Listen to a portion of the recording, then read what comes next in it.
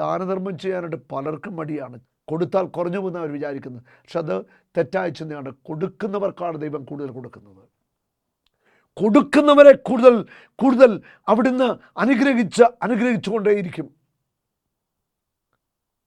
പാവപ്പെട്ടവനിൽ നിന്ന് മുഖം തിരിച്ചു കളയരുത്. ഈ നോമ്പിൻ്റെ ദിവസങ്ങളിൽ നമ്മുടെ ഹൃദയത്തിൽ ഇത് കുറിച്ച് വെക്കണം. പാവപ്പെട്ടവനിൽ നിന്ന് മുഖം തിരിച്ചു കളയരുത്. പാവപ്പെട്ടവൻ്റെ പക്ഷത്തു നിൽക്കണം. ദരിദ്രൻ്റെ പക്ഷത്തു നിൽക്കണം. ജീവിതം തകർന്നവൻ്റെ പക്ഷത്തു നിൽക്കണം. ആരോരുമില്ലാത്തവൻ്റെ പക്ഷത്തു നിൽക്കണം. ഉടുവസ്ത്രമില്ലാത്തവൻ്റെ പക്ഷത്തു നിൽക്കണം. വീടില്ലാത്തവൻ്റെ പക്ഷത്തു നിൽക്കണം. അതാണ് നമ്മൾ ചെയ്യേണ്ടത്. പാവപ്പെട്ടവരോടും ദരിദ്രരോടും നമ്മൾ കരുണ കാണിക്കണം. സമ്പത്തുള്ള എത്രയോ മനുഷ്യരുണ്ട്. വലിയ വലിയ കോടീശ്വരന്മാർ, കോടാനുകോടികൾ സമ്പത്തുള്ള വ്യക്തികളുണ്ട് ക്രൈസ്തവ സമൂഹത്തിൽ. വമ്പൻ ബിസിനസ്സുകാരും പാരമ്പര്യമായിട്ട് സമ്പത്തുള്ളവരൊക്കെ, അവരൊക്കെയും ഈ ദിവസങ്ങളിൽ പ്രത്യേകമായിട്ട് പാവപ്പെട്ടവരോട് മനസ്സിലവ് കാണിച്ചു കൊടുക്കാൻ തയ്യാറാവണം. അതൊക്കെ നമ്മുടെ പാപങ്ങളും പിതാക്കന്മാരുടെ പാപങ്ങളൊക്കെ ക്ഷമിക്കാൻ ദൈവം അത് കാരണമാക്കി മാറ്റും. ഒരിക്കലും പാവപ്പെട്ടവനിൽ നിന്ന് മുഖം തിരിക്കരുത്. പാവപ്പെട്ടവനോട്, കരുണയുള്ളവനോട് കർത്താവ് കരുണ കാണിക്കും. അപ്പോൾ ദൈവം നിന്നിൽ നിന്ന് മുഖം തിരിക്കത്തില്ല. ഇത് വലിയൊരു വാഗ്ദത്തമാണ്. പാവപ്പെട്ടവനോട് നീ മുഖം തിരിച്ചാൽ ദൈവത്തിൻ്റെ മുഖം നിനക്കെതിരായിട്ട് തിരിയും. ഉറപ്പായത്.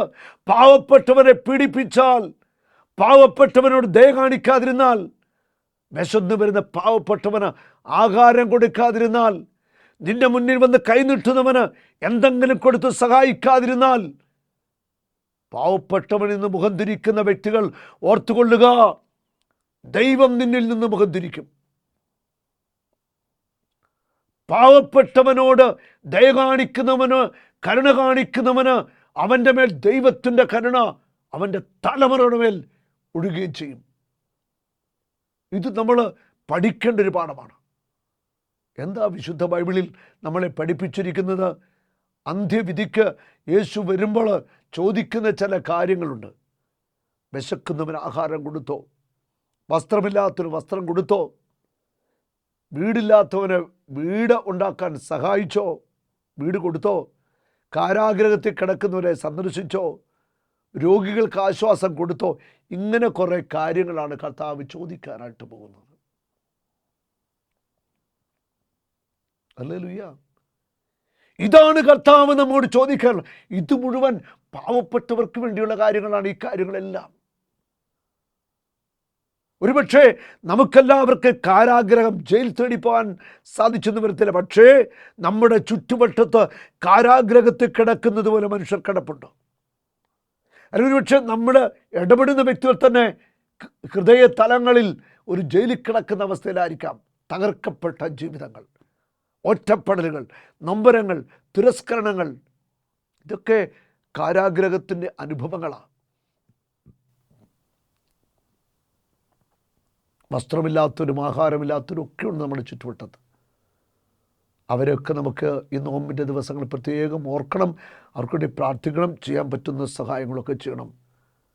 ക്രൈസ്തവ സമൂഹത്തിലെ വലിയ സമ്പത്തുള്ള കോടീശ്വരന്മാർ, അവരൊക്കെ പണം പാവപ്പെട്ടവർക്ക് വേണ്ടി, അവരുടെ സുസ്ഥിതിക്ക് വേണ്ടി സഹായിക്കുക. അതുപോലെ തന്നെ പാവപ്പെട്ടവരെ വിദ്യാഭ്യാസം ചെയ്യാൻ മാർഗമില്ലാത്തവരെയൊക്കെ സഹായിക്കുന്നത്. ഒത്തിരി കാര്യങ്ങൾ ചെയ്യാൻ പറ്റും. വീടില്ലാത്തവർക്ക് വീട് വെച്ച് സഹായിക്കാം. പെൺമക്കളെ കെട്ടിച്ചുവിടാൻ മാർഗമില്ലാത്തവർ പെൺകുട്ടികളെ കെട്ടിച്ചുവിടാൻ സഹായിക്കുക. എന്തെല്ലാം വഴികളുണ്ട്.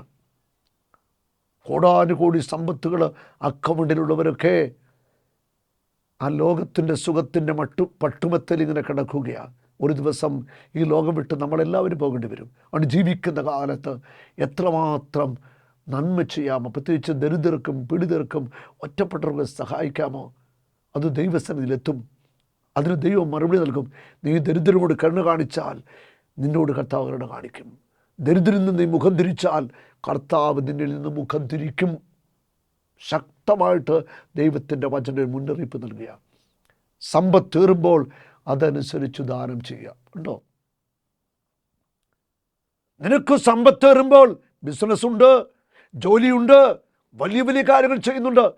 നിനക്ക് സമ്പത്തേറുമ്പോൾ, ഇഷ്ടംപോലെ സമ്പത്ത് മിച്ചം, കോടിക്കണക്കിന് രൂപ ബാങ്കിൽ ഡിപ്പോസിറ്റ് ഒക്കെ പലതും കാണും. സമ്പത്തേറുമ്പോൾ അതനുസരിച്ച് ദാനം ചെയ്യാനാണ് കർത്താവ് പറയുന്നത്. ദാനം ചെയ്യണം.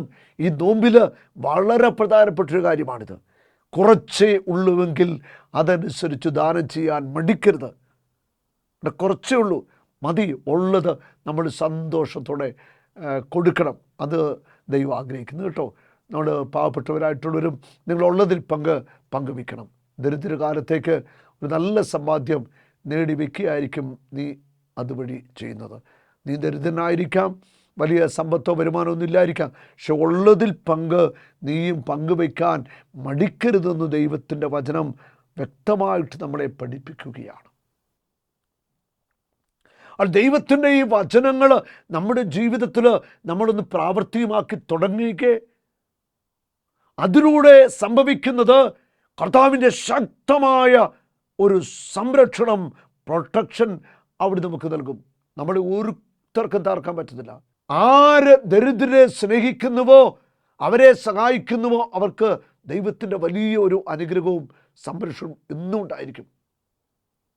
കാരണം ജീവൻ്റെ പുസ്തകത്തിൽ അവർ പേരെഴുതപ്പെട്ടവരാ. അവരെ കർത്താവ് പരിപാലിക്കും. എന്തെന്നാൽ ദാനധർമ്മം മൃത്യുവിൽ നിന്ന് രക്ഷിക്കുകയും അന്ധകാരത്തിൽപ്പെടുന്ന നിന്ന് കാത്തുകൊള്ളുകയും ചെയ്യുന്നുണ്ടോ? അപകട മരണങ്ങളിൽ നിന്ന്, ദുർമരണങ്ങളിൽ നിന്ന് കർത്താവ് നിന്നെ രക്ഷിക്കും. ദാനധർമ്മം ചെയ്യുന്നവൻ, അവർക്ക് കർത്താവിൻ്റെ സംരക്ഷണമുണ്ട്. അപകടങ്ങൾ അല്ലെങ്കിൽ പെട്ടെന്നുള്ള മരണം, അതിൽ നിന്നൊക്കെ കർത്താവ് സംരക്ഷിക്കുന്നത്. ഈ വചനഭാഗത്ത് കർത്താവ് പറയുന്ന കാര്യങ്ങൾ നമുക്ക് ഹൃദയത്തിൽ അങ്ങോട്ട് ഏറ്റെടുക്കാം. അത് നമുക്ക് നന്നായിട്ട് ദാനം, അതാണല്ലോ വിശുദ്ധ ബൈബിൾ പഠിപ്പിക്കുന്ന 10% ദശാംശം കൊടുക്കണമെന്നേ. 10% കൊടുക്കണം. ഇഷ്ടം പോലുള്ളവർ 20%, 50% ഒക്കെ കൊടുക്കണം. ഞാൻ ഓർക്കണം, ഒരിക്കൽ എൻ്റെ ധ്യാനത്തിൽ പങ്കെടുത്തൊരു ഡോക്ടർ, അദ്ദേഹം ധ്യാനം കൂടി നല്ലൊരു ജീവിതത്തിലേക്ക് വന്നു. 2-3 വർഷമൊക്കെ കഴിഞ്ഞു. അദ്ദേഹം പറയുകയാണ്, അന്നേരമൊക്കെ അത്യാവശ്യം ധ്യാനം കൂടി കഴിഞ്ഞൊക്കെ സഹായിക്കുമായിരുന്നു. പിന്നീട് ഒരു ധ്യാനത്തിൽ പങ്കെടുക്കുമ്പോൾ ശക്തമായിട്ടൊരു പ്രേരണ, ദശാംശം കൊടുക്കണം. അദ്ദേഹം പറയുകയാണ്, അതിനുവേണ്ടി തന്നെ ഒരു അക്കൗണ്ട് ആരംഭിച്ചു. വിദേശത്താണ് ഈ ഡോക്ടർ കേട്ടോ. അക്കൗണ്ട് ആരംഭിച്ചു. അദ്ദേഹത്തിൻ്റെ 10% ദശാംശം മാറ്റി വെച്ച് അക്കൗണ്ടിൽ ഇട്ടിട്ട് പാവപ്പെട്ടവർക്ക് സഹായിക്കാൻ, പല വിധത്തിൽ സഹായിക്കാൻ, അവിടെ ആവശ്യങ്ങൾ സുവിശേഷ വിലക്കൊക്കെ കൊടുക്കാൻ തുടങ്ങി. അങ്ങനെ നന്നായിട്ട് പോയിക്കൊണ്ടിരിക്കുകയാണ്. അദ്ദേഹത്തിന് മക്കളൊക്കെ പഠിച്ചു, അവരൊക്കെ ഡോക്ടേഴ്സായി, നല്ല രീതിയിൽ പോയ ഒരു കുടുംബം. പറയുന്നത് ഒരു ദിവസം ഇങ്ങനെ അദ്ദേഹം പ്രാർത്ഥിച്ചുകൊണ്ടിരിക്കുമ്പോൾ അദ്ദേഹത്തിൻ്റെ ആത്മാവിൽ ശക്തമായ ഒരു പ്രേരണ കർത്താവ് കൊടുക്കുകയാണ്. 50% ദശാംശം കൊടുക്കണം. 50%. അദ്ദേഹം പറയുകയാണ്, ഞാൻ തീരുമാനമെടുത്തു 50% ദശാംശം കൊടുക്കാൻ. അതുകൂടെ ജീവിതത്തിൽ വലിയ അനുഗ്രഹങ്ങൾ കടന്നു വരുന്ന അദ്ദേഹം കാണുക. അദ്ദേഹം പറയും, എൻ്റെ മക്കളുടെ ജീവിതത്തിൽ മക്കളൊക്കെ നല്ല ഉന്നതമായ വിദ്യാഭ്യാസം കർത്താവ് കൊടുത്തു. അവിടെയൊക്കെ പരീക്ഷകളിലൊക്കെ ദൈവത്തിന് വലിയ ഇടപെടലുണ്ടാവുകയാണ്. ആ ഡോക്ടറിനോട് പറഞ്ഞാണ് 50% ഞാൻ ദശാംശം കൊടുക്കാമെന്ന് പറഞ്ഞു. അങ്ങനെ സമ്പത്ത് പാവപ്പെട്ടവർക്കും അങ്ങനെ അവരുടെ ആവശ്യങ്ങൾക്കൊക്കെ വേണ്ടിയായിട്ട് അങ്ങനെ സമ്പത്ത് ഇങ്ങനെ പങ്കുവെച്ചു കൊടുത്തു. അതുപോലെ തന്നെ സുവിശേഷ വിലക്കൊക്കെ കൊടുക്കും. അദ്ദേഹം പറയുകയാണ്, അദ്ദേഹത്തിൻ്റെ ജീവിതത്തിൽ അനുഗ്രഹത്തെക്കുറിച്ച് മാത്രമേ പറയാനുള്ളൂ. ധ്യാനം ആദ്യമായിട്ട് കൂടുന്നതിന് മുൻപ് ഒരു സാധാരണ ക്രിസ്ത്യാനിയായിട്ട് പണം സമ്പാദിക്കുക, നല്ല വീട്, അങ്ങനെ ഒരു ലോകത്തിൻ്റെ ഒരു കാഴ്ചപ്പാടി മാത്രം ജീവിച്ച വ്യക്തിയാണ്. ആദ്യത്തെ ധ്യാനത്തിൽ തന്നെ വചനം അദ്ദേഹത്തിൻ്റെ ഹൃദയത്തെ രൂപപ്പെടുത്തുന്നുള്ള വലിയ ഒരു തിരിച്ചറിവിലേക്ക് അദ്ദേഹം വന്നു. ഈ ലോകത്തിൻ്റെ നൈമിഷികമായ നേട്ടങ്ങളും ഒക്കെ അദ്ദേഹത്തിന് മനസ്സിലായി. ഇതൊന്നുമല്ല, ഇതിൻ്റെ അപ്പുറം കർത്താവിൻ്റെ കൂടെ ആയിരിക്കുന്നൊരു ജീവിതം, അതാണല്ലോ വലുത്. എനിക്ക് അദ്ദേഹത്തിൻ്റെ സാക്ഷി ഒത്തിരി ഇഷ്ടപ്പെട്ടു. നമ്മുടെ ധ്യാനം കൂടുമ്പോൾ എൻ്റെ അടുക്കൽ വന്ന് പങ്കുവെച്ച അനുഭവങ്ങളാണ്. അദ്ദേഹം പറയുന്നത്, എൻ്റെ മക്കളൊക്കെ അവരൊക്കെ വിവാഹം കഴിച്ചു, മക്കളൊക്കെ എല്ലാവരും പ്രാർത്ഥനാ ജീവിതമാണ്. എല്ലാവരും മക്കളെല്ലാവരും പ്രാർത്ഥനാ ജീവിതത്തിലാണ് മുന്നോട്ട് പോകുന്നത്. നല്ല മക്കളെ ദൈവം കൊടുത്തു. അദ്ദേഹം വലിയ സന്തോഷവാനാണ്. അദ്ദേഹത്തിൻ്റെ ഭാര്യയും ഡോക്ടറാണ്. അവരും പറയുന്നു, ഞങ്ങളുടെ ജീവിതം വളരെ അനുഗ്രഹമായിട്ട് ദൈവം കൊണ്ടുപോവുകയാണ്. ദാനധർമ്മം ചെയ്യുക, എല്ലാ അപകടങ്ങളിൽ നിന്നും നമ്മളെ കർത്താവ് സംരക്ഷിക്കും. ദാനധർമ്മം അത്യുന്നതൻ്റെ സന്നിധിയിൽ വിശിഷ്ടമായ കാഴ്ചയാണ്. ദാനധർമ്മം ചെയ്യുന്നത് ബലിയാണ്. നീ ഒരു പാവപ്പെട്ടവന് സഹായം കൊടുക്കുമ്പോൾ അത് ദൈവസന്നിധിയിൽ ബലിയാണ്. അത് നമ്മൾ തിരിച്ചറിയണം. അത്യുന്നതനായ ദൈവത്തിൻ്റെ മുൻപിൽ നമ്മൾ കൊടുക്കുന്ന വലിയൊരു ബലിയാണ് നിൻ്റെ സമ്പത്തിൻ്റെ വീതം നീ ദാനം ചെയ്യുന്നത്. ഈ സമ്പത്ത് ദൈവം തന്നല്ലേ അല്ലേ? ദൈവം തന്നാണ് നിനക്ക് ഈ സമ്പത്ത്. ഈ ചെറിയവരിൽ ഒരാൾക്ക് ചെയ്തപ്പോൾ എനിക്ക് തന്നെയാണ് ചെയ്തത്. അപ്പോൾ ഈ നോമ്പിൻ്റെ ദിവസങ്ങളിൽ നമുക്ക് ഒന്ന് ചിലവൊക്കെ ചുരുക്കി ഒന്നിച്ചിരി സമ്പത്തൊക്കെ ഒന്ന് കരുതി വെച്ച്, ദശാംശമൊക്കെ ഒന്ന് കരുതി വെച്ച് പാവപ്പെട്ടവർക്കും ദരിദ്രർക്കൊക്കെ സഹായം ചെയ്യാം. അതിനുള്ള ഒരു നല്ല മനസ്സ് നിങ്ങൾക്കെല്ലാവർക്കും ഉണ്ടാവട്ടെ. ഈ നോമ്പ് നമ്മുടെ ജീവിതത്തെ ആകമാനം ഒരു പുതിയ ആത്മീയ തലങ്ങളിലേക്ക് നമ്മളെ മാറ്റണം. ദൈവവുമായിട്ടുള്ള വലിയ സ്നേഹത്തിലാകാം. ദരിദ്രരെയും പാവപ്പെട്ടവരെയും ഒറ്റപ്പെട്ടവരെയും തിരസ്കരിക്കപ്പെട്ടവരെയൊക്കെ നമ്മുടെ ഹൃദയത്തിൽ സ്നേഹിച്ചുകൊണ്ട് ചെയ്യാൻ പറ്റുന്ന നന്മകളും സാമ്പത്തിക സഹായങ്ങളും ഒക്കെ നമുക്ക് ചെയ്യാം. അതുമാത്രം പോരാ, അവർക്കുവേണ്ടിയൊക്കെ നമ്മൾ പ്രാർത്ഥിക്കണം. പലപ്പോഴും നമ്മൾ പത്രവാർത്തകൾ കാണുന്നില്ലേ, സാമ്പത്തികമായിട്ടൊക്കെ കടബാധിതരായിട്ട് ആത്മഹത്യ ചെയ്യുന്ന മനുഷ്യർ. പത്രങ്ങളിൽ കാണുന്ന സങ്കടം നിറഞ്ഞൊരു വാർത്തയാണ്. എത്രയോ ഇടത്തരം കർഷകർ കടബാധ്യത, ലോൺ അടയ്ക്കാൻ നിവൃത്തിയില്ല, കർഷകരൊക്കെ ആത്മഹത്യ ചെയ്യുന്നു. ആ വാർത്തയൊക്കെ വായിക്കുമ്പോൾ ഒത്തിരി സങ്കടം തോന്നും. ഒരു നിവൃത്തിയില്ലാത്തവരാ രാപകൽ അധ്വാനിക്കുകയാണ്. പറമ്പിൽ വെയിലും കൊണ്ട് മഴയും കൊണ്ട് അധ്വാനിക്കുന്നു. കാർഷിക വസ്തുക്കൾക്ക് വിലയില്ലാതാകുന്നു. ലോൺ എടുത്തത് തിരിച്ചടയ്ക്കാൻ മാർഗമില്ലാതാകുന്നു. അവസാനം ജീവിതം എടുത്തിട്ട് ജീവിതം അവസാനിപ്പിച്ച എത്രയോ കർഷകർ, അവരുടെ ഭാര്യയും കുഞ്ഞുങ്ങളൊക്കെ അനുഭവിക്കുന്ന വേദന പത്രത്തിലൊക്കെ വായിക്കുമ്പോൾ ഒത്തിരി സങ്കടം തോന്നാറുണ്ട്, വിഷമം തോന്നാറുണ്ട്. നമുക്ക് പ്രാർത്ഥിക്കാം. എല്ലാവരെയും കർത്താവ് സഹായിക്കട്ടെ. പ്രത്യേകിച്ച് നിൻ്റെ കണ്ണുകളിൽ ദരിദ്രരോടുള്ള ഒരു സ്നേഹം എപ്പോഴും ഉണ്ടാവട്ടെ. ഹൃദയം നിറയെ ദരിദ്രരെ സ്നേഹിക്കാനുള്ളൊരു മനസ്സ്. സമ്പത്തേറെയുള്ളവർ ഏറെ ദാനം ചെയ്യുക, പാവപ്പെട്ടവർ ഉള്ളതനുസരിച്ച് ദാനം ചെയ്യുക. അത് ദൈവത്തിന് മുമ്പിൽ ഏറ്റവും വലിയ ബലിയാണെന്ന് ഒരു വലിയ തിരിച്ചറിവിലേക്ക് നമുക്ക് വരാം. നമ്മളെല്ലാവരെയും കർത്താവ് അനുഗ്രഹിക്കട്ടെ. ഒരു നിമിഷം പ്രാർത്ഥിക്കുന്നു.